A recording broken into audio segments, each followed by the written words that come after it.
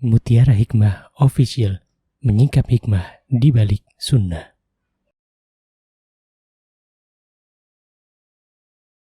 Salurkan donasi terbaik Anda untuk mendukung dakwah Mutiara Hikmah Official.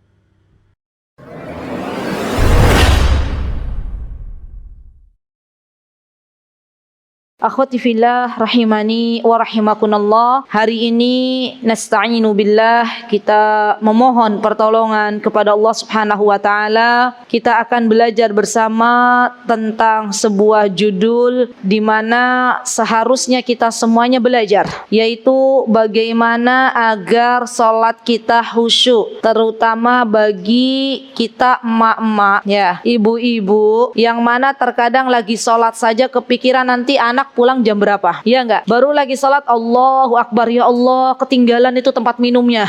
Ada nggak yang pernah begitu? Kira-kira Allahu Akbar, duh ini hujan, nanti macet, kira-kira jalannya lewat mana ya?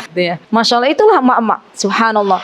Jadi emak-emak itu subhanallah, apalagi emak-emak di Indonesia subhanallah, semuanya dihandle ya, dari mulai bangun tidur sampai tidur kembali, subhanallah. Maka dari itu penting bagi kita menjadikan salat kita itu sebagai istirahatnya kita ya. Jadi kalau zaman sekarang namanya jalan-jalan tuh healing ya. Healingnya kita sebagai orang beriman, sebagai muslimah mukminah adalah dengan salat. Apa kata Rasulullah SAW ketika beliau berkata kepada Bilal, ya Bilal, arihna bis salah. Wahai Bilal, yuk istirahatkan kita semuanya dengan salat. Ayo engkau azan, kemudian kita beristirahat. Kalau bahasa zaman sekarangnya healing dengan salat. Jadi subhanallah teman-teman, kalau kita pikir ya, sesungguhnya hidup kita ini adalah menunggu dari waktu sholat ke sholat berikutnya. Apa yang kita lakukan dari berbagai macam aktivitas itu adalah sejatinya sedang menunggu waktu sholat. Maka ketika waktu sholat tiba, kita katakan alhamdulillah, kita masih berjumpa dengan waktu sholat. Dan kita berharap kepada Allah Azza wa Jalla agar kita bisa memperbaiki ibadah sholat kita. Karena ketahuilah wahai saudariku, ibadah salat ini adalah ibadah yang sangat-sangat agung. Bahkan Allah Subhanahu wa taala ketika memerintahkan ibadah salat, maka Allah Azza wa Jalla mengisra mi'rajkan Nabi kita Muhammad sallallahu alaihi wasallam hanya untuk perintah apa?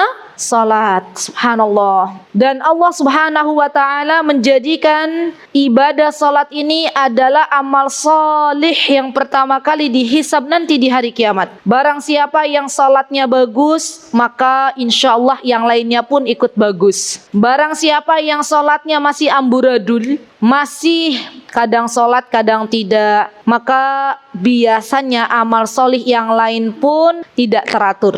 Maka dari itu hari ini kita belajar bersama-sama seperti apa sebenarnya salat khusyuk. Karena Allah Subhanahu wa taala, saudariku, Allah telah memuji banyak ya orang-orang yang khusyuk di dalam salatnya. Di antaranya kata Allah Subhanahu wa taala, a'udzubillahi minasyaitonir rajim. Bismillahirrahmanirrahim. Qad aflahal mu'minun alladzina hum fi salatihim khashi'un. Kata Allah Subhanahu wa taala, qad aflaha, telah beruntung, telah berbahagia bagi orang-orang beriman yang telah mendapatkan kebahagiaan itu, dia menjadi bahagia. Di antaranya apa penyebab kebahagiaan dia beruntung? Di antaranya alladzina hum fi salatihim khashi'un, yang menjadikan salat mereka itu khusyuk. Jadi orang yang salatnya khusyuk, dia adalah orang yang beruntung. Subhanallah. Dan Allah Subhanahu wa taala juga menyebutkan di dalam banyak ayat teman-teman, bukan hanya di surah Al-Mu'minun tapi juga di surah-surah lainnya banyak, bahwa orang yang salatnya khusyuk biasanya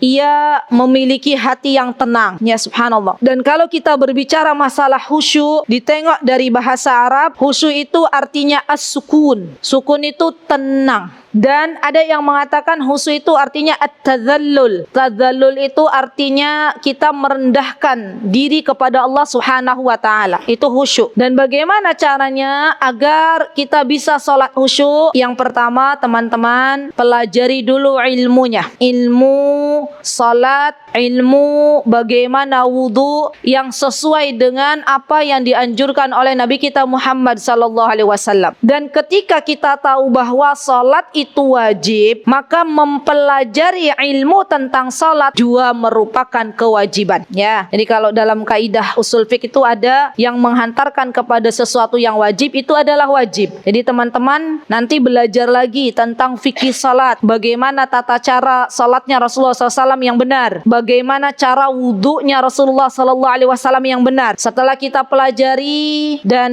kita praktekkan, subhanallah, maka kemudian setelah itu kita perhatikan sebelum salat, kita ada di dalam diri kita itu rasa bahwa kita akan menghadap Allah Subhanahu wa taala. Dan ini penting juga. Ya. Jadi ketika teman-teman sudah memperbagus wudu teman-teman, kan tadi memperbagus wudunya dengan apa? Dengan belajar. Karena banyak subhanallah tata cara wudu yang mungkin dulu pernah kita pelajari di waktu kita masih kecil. Ternyata setelah kita tahu bagaimana tata cara wudu Rasulullah SAW ada sedikit perbedaan. Ya. Maka bagi kita yang memang sudah Allah berikan petunjuk hidayah, mari kita semuanya move on, berubah, karena kita ingin amal kita diterima di sisi Allah Subhanahu wa taala. Setelah kita memperbagus wudu, tadi mempelajari ilmunya dulu, bagaimana tata cara salat. Kemudian yang kedua adalah memperbagus wudu kita, memperbaiki wudu kita. Dan dalam wudu juga diwajibkan untuk khusyuk teman-teman. Karena subhanallah, Syekh Utsaimin rahimahullahu ta'ala, beliau pernah mengatakan, kalau ketika ada seseorang itu berwudu dengan menghadirkan hati bahwa dia sedang berwudu, ini adalah perintah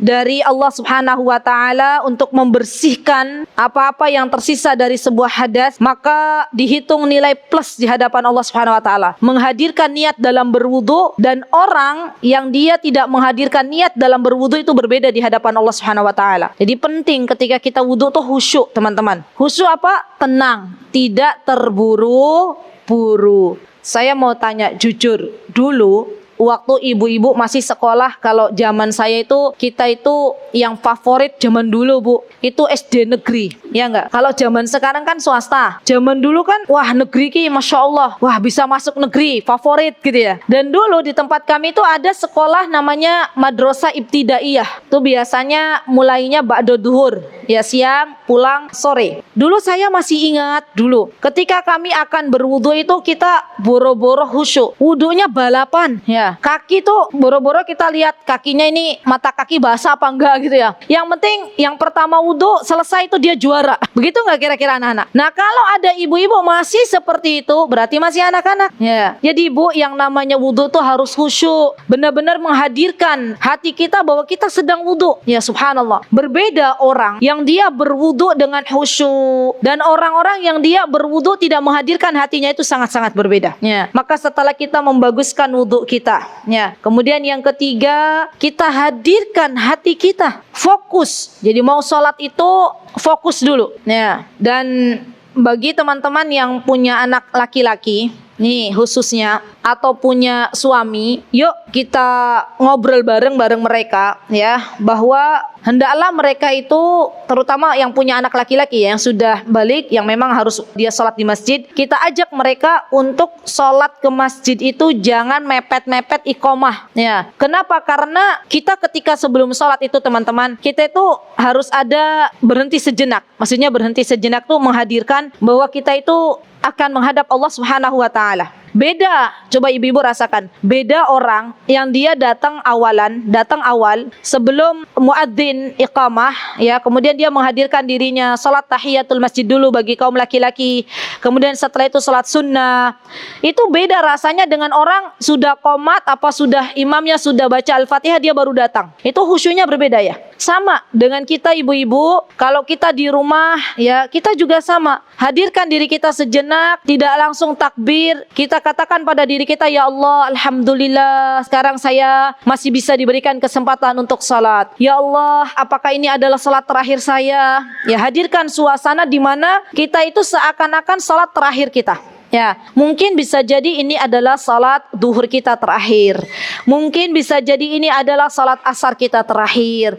Ini adalah salat maghrib kita terakhir. Kalau seseorang bisa menghadirkan seakan-akan itu adalah salat terakhirnya di dunia, maka ia akan memberikan yang terbaik untuk Allah Subhanahu wa taala. Jadi, mengingat kematian itu adalah nasihat terbaik yang bisa membantu seseorang untuk bisa lebih khusyuk di dalam salat. Subhanallah. Dan ini penting teman-teman, karena sejatinya kita itu hidup tidak lama, hidup hanya sebentar, dan kita tidak akan pernah tahu kapan kita dipanggil oleh Allah Subhanahu wa taala. Baik, setelah kita menghadirkan diri kita bahwa salat kita seakan-akan adalah salat terakhir kita, kemudian kita berlindung kepada Allah Subhanahu wa taala. Kita baca a'udzubillahi minasyaitonir rajim. Ya boleh kita berlindung kepada Allah dari godaan syaitan. Karena teman-teman, ada jenis syaitan yang memang dia itu ditugaskan oleh kepala sukunya dari jenis jin. Jin itu kan ada jin muslim, ada jin kafir, ada juga, nah ini yang jin-jin yang kafir ini yang suka menggoda anak Bani Adam, ini namanya syaitan.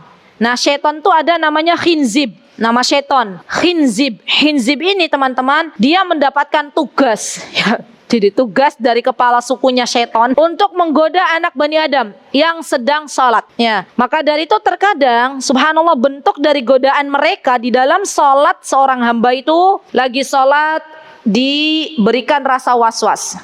Saya pernah berjumpa di Yaman, waktu itu ada seorang ibu, dia kalau salat takbiratul ihramnya nggak sekali, Bu. Allahu Akbar.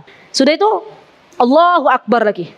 Terus setelah itu Allahu Akbar. Dan itu membuat akhirnya yang sebelahnya gak khusyuk. Pernah gak ibu ketemu sama orang begitu? Dia itu merasa was-was, seakan-akan takbiratul ihram pertama itu belum sempurna. Dan dia ulangi lagi. Berarti itu was-was dari syaitan. Dan bisa juga syaitan tuh cara membisikkan kepada anak Bani Adam. Biasanya nih, yang mungkin sering terjadi kepada diri ibu-ibu semuanya, termasuk kita semuanya, menghadirkan sesuatu yang kita lupa. Ibu pernah ada sesuatu yang hilang, lama, entah apa, biasanya apa yang hilang?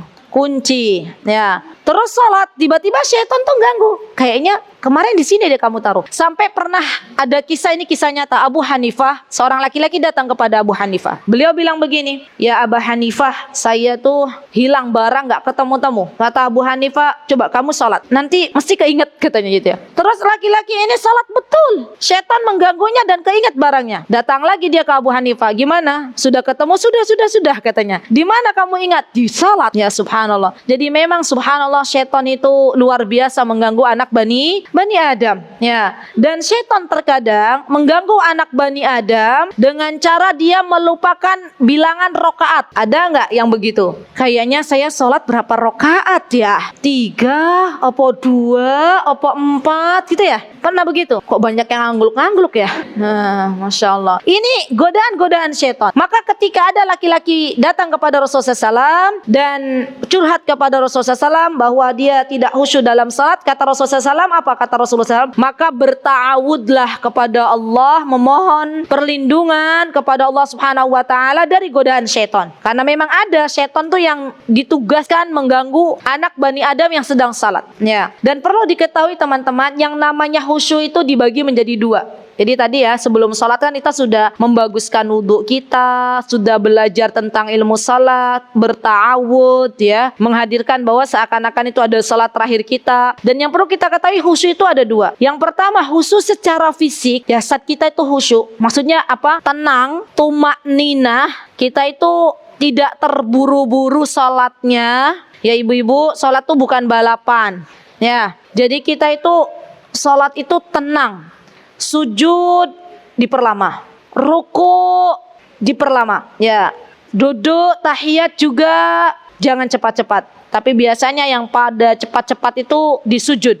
Allahu Akbar, Allahu Akbar, Samiallahu liman hamidah, Allahu Akbar, Allahu Akbar.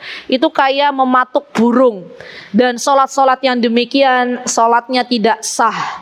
Karena dia telah melanggar atau tidak mengerjakan rukun salat, yaitu tumakninah. Ibu-ibu di Indonesia yang tercinta ini, saya sering melihat ya, kalau pas lagi safar atau pas lagi salat di perjalanan ini di masjid, itu kadang subhanallah ada banyak ibu-ibu itu, terutama ibu-ibu ya, karena di saf belakang, saf ibu-ibu yang salatnya cepat-cepat ya, terutama pada waktu sujud, pada waktu ruku ya, itu cepatnya luar biasa, subhanallah. Dan ini menjadi PR untuk kita semuanya. Berarti dia nggak khusyuk, secara jasad saja tidak khusyuk, bagaimana secara batin, bagaimana secara hati, karena hati juga harus khusyuk. Kadang subhanallah teman-teman, ada orang salat jasadnya di Maba, di Masjid Abdurrahman bin Auf di sini, hatinya di rumah. Ada orang salat jasadnya di Maba, hatinya di toko. Ada banyak ya. Maka dari itu apa yang harus kita lakukan ketika kita harus fokus untuk bisa menghadirkan hati kita? Minta kepada Allah Subhanahu wa taala, ya Allah, jadikanlah hati hamba itu bisa khusyuk ketika salat. Dan kita katakan kepada diri kita masing-masing, wahai jiwa, ya, ayo saya mengajak dirimu untuk meninggalkan dunia sejenak. Karena orang itu berlevel-level teman-teman. Ada orang salat ternyata dunianya nggak bisa ditinggal. Ya, Allahu Akbar, tadi belanja habis 100.000. Ada begitu. Ya, pernah ibu-ibu tuh ada yang curhat ke saya. Saya tuh kepikiran kalau sholat, apalagi nggak bisa deh kalau sholat tuh habis belanja, mesti kepikiran tadi uang 100.000 buat apa aja ya katanya. Jadi ibadah sholat ngitung uang. Subhanallah, itu ada, subhanallah. Jadi yang tahu kita khusyuk atau tidak itu antara kita dan Allah Subhanahu wa taala. Dan hati-hati Bu, kalau ternyata setiap kali kita sholat yang ada adalah dunia, berarti kita masih menjadikan dunia ini sebagai fokus kita di dalam kehidupan kita. Maka dari itu katakan kepada diri kita, kepada hati kita, wahai jiwa, yuk saya mau sholat sejenak ya, minggir dulu masalah dunia. Sudah saya mau sholat, saya sudah capek dengan dunia. Dunia itu Bu, kalau dikejar-kejar capek ya, nggak ada hentinya. Sudah saya mau sholat ya. Setelah itu ibu sholat, hadirkan hati, ya Allah saya sholat ya. Kemudian setelah itu, karena ibu sudah belajar tuh bagaimana tata cara sholat yang diajarkan Rasulullah, juga sudah belajar makna sholat, bacaan-bacaan sholat. Itu juga diantara faktor yang bisa membantu kita khusyuk. Diantaranya adalah memahami bacaan sholat. Setelah kita menghadirkan hati, menghadirkan jiwa, maka kemudian setelah itu kita pun bertakbir dan mengatakan Allahu Akbar. Ya Masya Allah. Ibu-ibu yang dimuliakan Allah, seseorang, kita ketika kita mengucapkan Allahu Akbar, artinya kita itu kecil di hadapan Allah. Jangan ada rasa sombong di dalam hati kita. Demi Allah, apa yang saat ini kita rasakan, itu semuanya adalah pertolongan dari Allah Subhanahu wa taala. Kita itu adalah hamba Allah yang lemah, kita itu adalah hamba Allah yang kecil, yang tidak bisa melakukan sesuatu tanpa pertolongan dari Allah Subhanahu wa taala. Kalau ibu-ibu sedang berada mungkin ya di atas, apa istilahnya, kalau saya tuh rumahnya dekat Bukit Bintang, jadi kadang kalau ada tamu kita bawa ke area-area Bukit Bintang di Patuk ya, kan rumah kami dengan Patuk itu kurang lebih sekitar 15 menit lah ya. Itu kita lihat kalau dari atas sana, kita lihat rumah-rumah tuh kecil-kecil gitu ya, apalagi manusia nggak kelihatan, mobil aja kayak mobil-mobilan, rumah itu kayak rumah-rumahan. Nah dari situ saja kita melihat bahwa manusia itu kecil. Bagaimana ketika kita berada di hadapan Allah Subhanahu wa taala, maka kita hadirkan hati kita bahwa kita itu tidak ada apa-apanya di hadapan Allah. Kita kecil banget. Kita mengangkat tangan kita Allahu Akbar sambil ada di dalam hati, ya Rabb, saya itu tidak ada apa-apanya di hadapan Engkau ya. Dan hadirkan bahwa kita itu sedang salat, dinilai oleh Allah Subhanahu wa taala, dilihat oleh Allah Subhanahu wa taala. Saya yakin Bu, Ibu, kalau ada anak-anak nih, misal contoh ada lomba apa tuh, praktek sholat gitu ya, dinilai ada dewan jurinya. Saya mau tanya, kira-kira tuh anak-anak sebelum perlombaan diajarin gak sama ibu-ibu? Nah, nanti kalau sholat yang khusyuk ya nak, gitu ya, itu lagi dinilai sama dewan juri. Kalau kamu sholatnya nggak khusyuk, nanti dikurangi. Kan biasanya ada penilaian ya. Nah, sekarang kita sedang dinilai sama Allah Subhanahu wa taala. Ketika kita sholat sedang dilihat oleh Allah Subhanahu wa taala. Allah sedang menilai sholat kita. Karena orang sholat itu Bu, nanti dapat nilainya beda-beda. Misalnya saya dengan ustazah yang ada di sebelah saya sholat bareng misal, bisa jadi beliau dapat nilai yang lebih tinggi. Kenapa? Karena beliau ternyata mampu menghadirkan menghadirkan hati fokus di dalam salatnya. Ya, jadi semua kita itu nanti setelah salat dapat nilainya beda-beda. Ya. Jadi kita sejatinya sedang dinilai oleh Allah Subhanahu wa taala. Maka hadirkan hati kita bahwa kita sedang dinilai oleh Allah Subhanahu wa taala. Dan tidaklah kita keluar dari salat teman-teman kecuali sesuai dengan apa yang kita fokuskan, yang kita hadirkan. Kalau teman-teman yang dihadirkan dalam salat hanya 10%, berarti kita nilainya hanya berapa? 10. Kalau teman-teman hadirkan hati teman-teman 90%, berarti nilainya berapa? 90. Ya. Nah, setelah kita menghadirkan hati kita memaknai setiap bacaan salat kita dimulai dari takbiratul ihram, kemudian doa iftitah, kemudian setelah itu baca Al-Fatihah, dan baca Al-Fatihah juga kita belajar bahwa sesungguhnya ketika kita sedang membaca surah Al-Fatihah di dalam salat, kita itu sedang berdialog dengan Allah Subhanahu wa taala. Apa kata Rasulullah SAW? Ketika seorang hamba dia membaca Alhamdulillahi Rabbil Alamin, maka kata Allah Subhanahu wa taala, hamidani abdi, hambaku telah memujiku. Terus sampai waladdallin. Kita sedang berdialog dengan Allah Subhanahu wa taala. Apa yang kita ucapkan Allah menjawab. Maka bagaimana kita akan mempercepat surah Al-Fatihah kita? Ya, dan ibu-ibu yang dimuliakan oleh Allah, minimal kalau ibu-ibu misalnya belum ada waktu untuk belajar tafsir, maka minimal pelajari tafsir surah Al-Fatihah. Ya, karena untuk belajar tafsir surah Al-Fatihah itu tidak cukup satu kali kajian. Ya, subhanallah. Dan ketika teman-teman sudah paham apa itu isi dari surah Al-Fatihah, maka biasanya kita lebih khusyuk dalam salat. Pernah nggak melihat ada imam salat nih, entah dalam salat tarawih atau salat-salat jahriyah. Salat-salat yang di jahriyah itu yang dikeraskan. Imamnya baca surah Al-Fatihah, ya. Satu ayat misalnya di surah Al-Fatihah, ihdinas siratal mustaqim. Terus beliau tuh berdiam sejenak, baru kemudian beliau menangis. Pernah nggak ibu-ibu lihat begitu? Pernah imam baca surah Al-Fatihah nangis sampai sesenggukan? Pernah? Itu kira-kira kenapa kok? Kok bisa sesenggukan? Apa mungkin karena imamnya baper? Karena menghayati surah Al-Fatihah, paham isi bacaan surah Al-Fatihah, isi kandungannya. Kita yang di belakangnya, ibu-ibu yang ada di belakangnya kok nangis, sebelah nangis, kanan nangis, kiri nangis, saya ikut nangis. Kenapa nangisnya? Karena ikut nangis, lihat semuanya nangis. Ya, bukan karena memahami isi bacaan surah Al-Fatihah. Jadi perlu, sangat penting ya, di antara ilmu yang harus kita pelajari teman-teman adalah memahami bacaan surah Al-Fatihah. Ya, dan alhamdulillah sudah banyak kitab-kitab dari para ulama yang membahas tersendiri surah Al-Fatihah. Alhamdulillah, boleh dipelajari. Nah, kemudian setelah itu kita membaca surah, dan pilih surah yang memang kalau teman-teman salat sendiri misalnya surah-surah yang memang kita kuasai tafsirnya. Contoh ibu-ibu tuh surat favoritnya apa ya? Saya mau tanya. Surat favorit ibu-ibu ketika salat? Al-Imran? Surat apa? Kenapa Bu? Wal-Asr. Al-Asr. Yang lain, yang kanan saya apa biasanya? Nggak ada yang kul.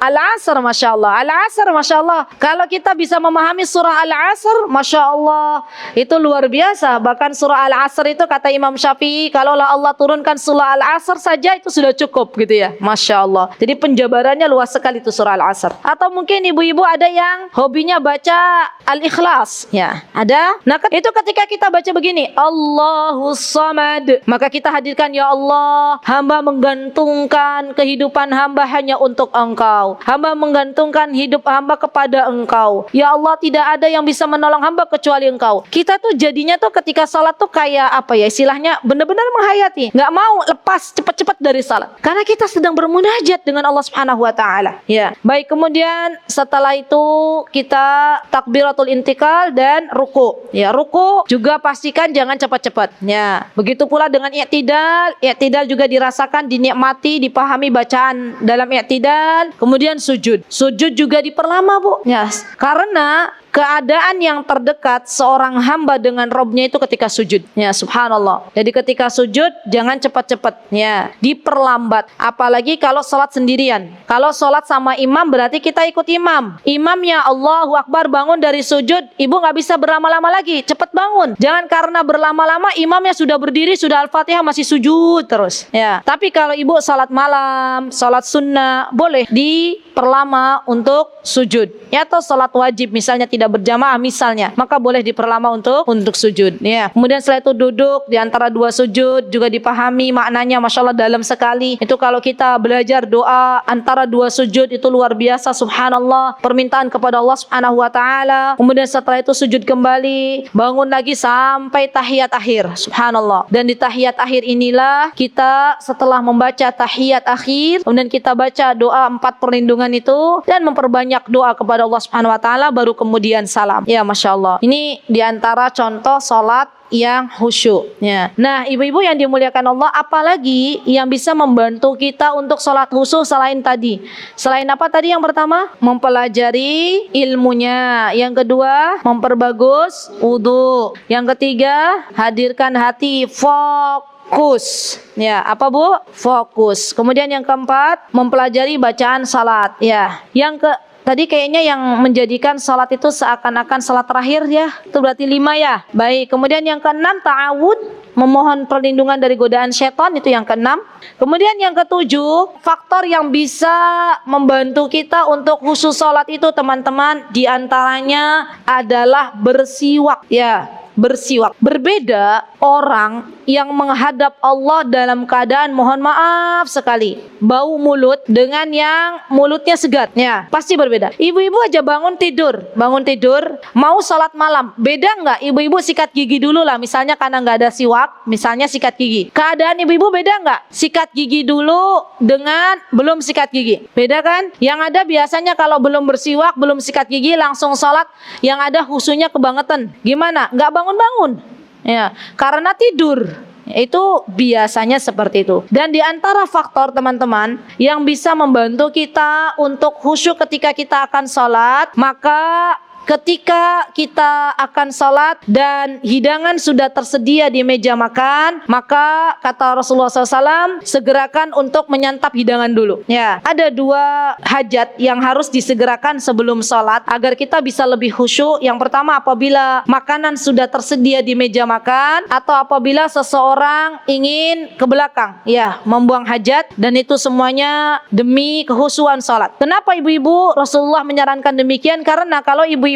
sudah ada hidangan di meja makan, biasanya favorit makanan ibu-ibu itu apa? Apa Bu? Apa? Gudeg. Napa? Sambel. La haula wala quwata illa billah. Sambel itu nanti habis makan sambel, sholat malah sakit perut. Bu, nih, yang namanya makan itu kan kata Allah Subhanahu wa taala, makan itu harus halal dan thayyib. Begitu ya? Sambel itu halal pasti ya, karena kan tomat, cabai, tapi thayyib nggak kira-kira? Wallahu ta'ala alam. Bagi orang Indonesia thayyib, tapi bagi orang Arab kalau sudah makan sambal, saya punya teman kalau sudah kita sediakan sambal Indonesia, mereka bilangnya har gitu ya, nar panas, mereka gak kuat dengan sambal ya. Nah, makanan yang sehat itu yang halal dan thayyib, contohnya apa? Buah-buahan, sayur mayur, itu makanan sehat, boleh kita makan. Tapi makanan yang tidak sehat misalnya apa? Tepung-tepungan, apalagi Bu? Nasi-nasian, gorengan, apalagi gorengan, tepung, karbohidrat digoreng, subhanallah. Ini yang makanan-makanan yang tidak sehat. Maka ayo kita rubah. Nih, saya ajak saya dan teman-teman, yuk kita rubah pola makan kita. Untuk apa? Biar sholat kita lebih khusyuk, biar ibadah kita lebih nikmat. Karena kalau orang kekenyangan sebelum sholat, teman-teman, makannya banyak, semua yang ada di meja makan dilahap, ada sambal, ada sayur asem, ada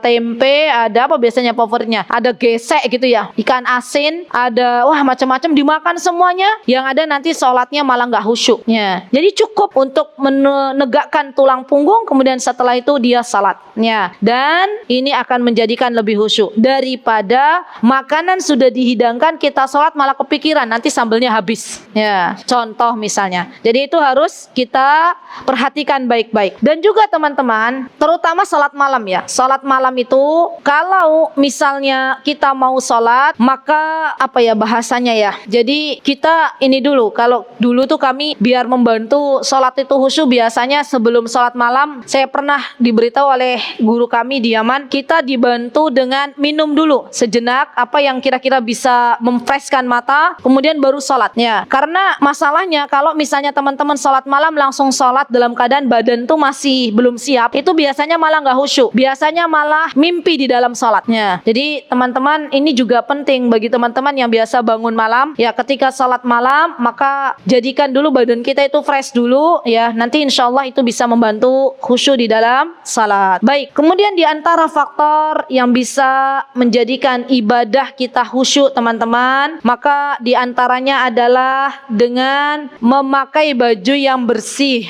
Ya, ketika salat nggak harus, mohon maaf ya, kalau orang Indonesia itu mungkin ada pakaian salat tersendiri itu mukena ya, tapi sejatinya sebenarnya ketika baju yang kita kenakan itu menutup aurat, maka itu sudah cukup ya. Auratnya wanita di dalam salat itu seluruhnya kecuali wajah dan bagian telapak tangan ya. Kalau teman-teman ada tanya, ini lagi musim ini, tanya ibu-ibu, berarti dagu tuh termasuk aurat bukan gitu ya? Yang termasuk aurat adalah bawahnya dagu ya, bawah dagu. Karena saya pernah membaca sebuah kitab dari Al-Qurtubi, beliau berkata bahwa yang namanya wajah itu teman-teman, batasnya adalah tempat tumbuhnya rambut sampai bagian rahang. Jadi bagian dagu ini, dagu. Jadi bawah ini harus ditutup. Ya, jangan sampai kita misalnya pakai baju untuk sholat tapi bawahnya masih kelihatan. Ya, tapi juga nggak sampai akhirnya dagunya tertutup. Ya, kan ada yang sampai bawah sini persis nih, bawah bibir gitu ya, tertutupi. Ya, itu juga nggak begitu juga. Karena dagu tuh termasuk dari bagian wajah. Ya, yang bukan bagian wajah adalah bawahnya. Ya, jadi teman-teman,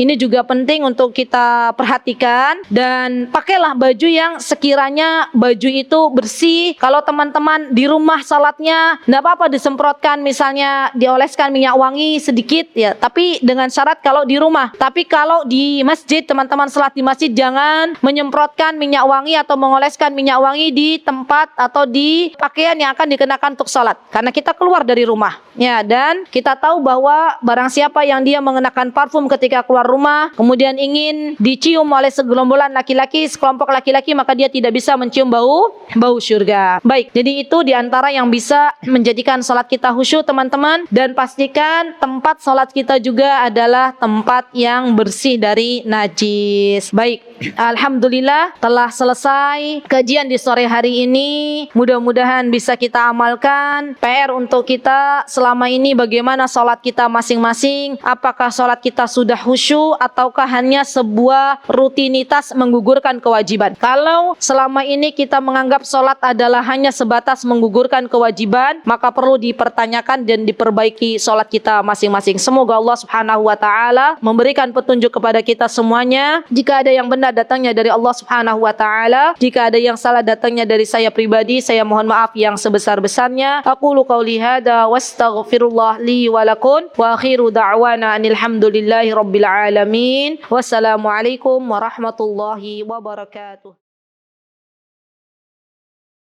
Mutiara Hikmah Official, menyingkap hikmah di balik sunnah.